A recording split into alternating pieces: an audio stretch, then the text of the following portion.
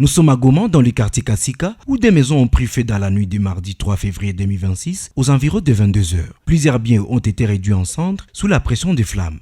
Selon Freddy Kavumba, cadre et membre de la CLG Kasika, l'origine de l'incendie n'est pas encore connue. Il précise que le feu s'est déclaré d'une manière soudaine, prenant les habitants par surprise et laissant certaines familles sans abri. Il salue l'intervention rapide des équipes mobiles de secours et appelle à la mairie de Goma à mettre en place un numéro vert pour faciliter la communication en cas d'urgence et réduire des retards d'intervention souvent décriés par la protection civile. Tunashangaa sana kuona gisi moto ilitokea kwa jirani yangu hapa sai, tunakosa kwenye moto ilitokea. Vraiment jusqu'à maintenant hatujajua source ya kwenye moto ilitokea. Ndio nyumba ya kwenye tuliona moto ilitokea, nyumba ya kwanza ililungula na ingine ya bavoise nayo inapata pane kiba parti moya, donc ni menage mbili zinapata hiyo shida ya moto kuungua, ila ba intervention ya jeunesse yetu ya quartier Kasika na maaveni banafanya kazi. En tout cas Mungu anasaidia na intervention ya société civile. En tout cas, vraiment tunaremercie sana société civile, malgré que kulikuwa peut-être ile problème ya manjia kufungiwa gari kisi na mameziraji ya njia, ndio lituma intervention kutokufika mbio pale kwenye ajali ilifanyika.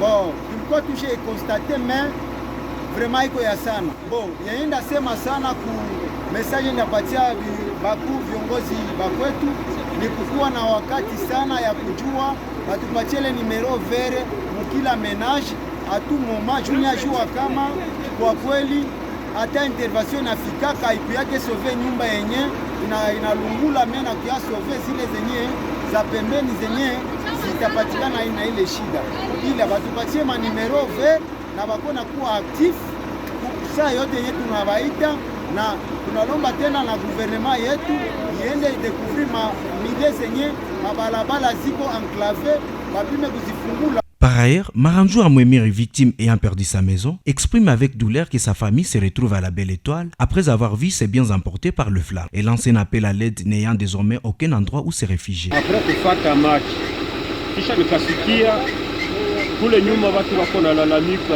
nyumba inalungula. Nikasema ngapa nitoke nje niangalie.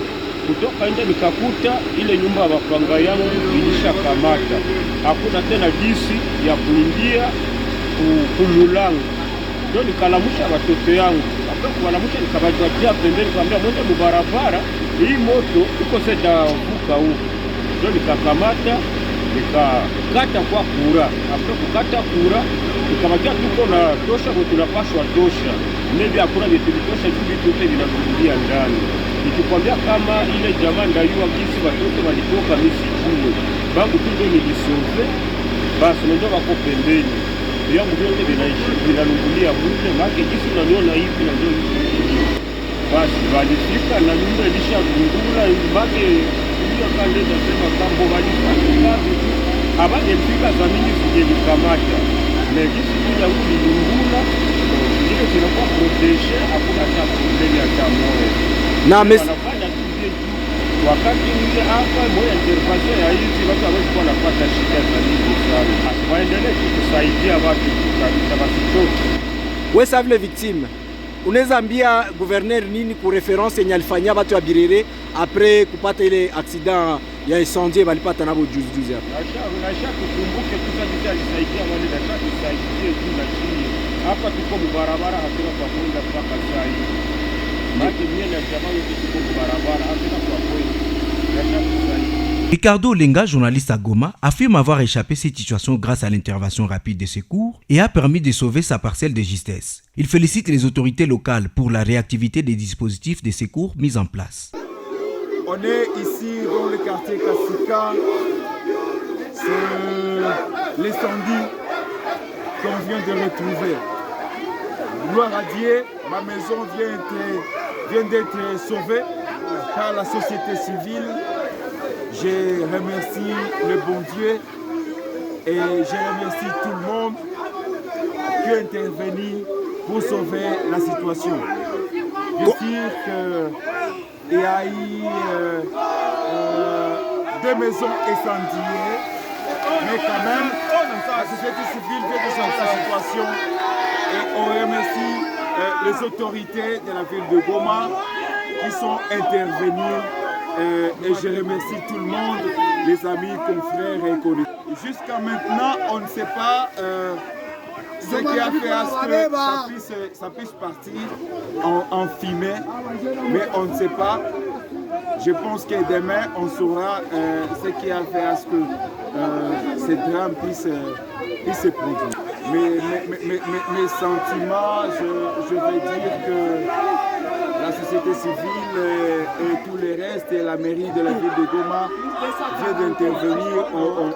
Je remercie le maire et je remercie tout le monde en tant que journaliste. Malgré la société civile vient d'intervenir avec un petit retard, on a sauvé bien sûr les cas, mais le drame s'est installé. La société civile vient de faire quelque chose, mais la maison est partie. Gloire à Dieu, ce n'était pas 4 ou 5. Pour enchérir, après enquête de la rédaction Simba Media DRC, nous avions enregistré 4 morts, dont 3 filles et un garçon dans cet incendie.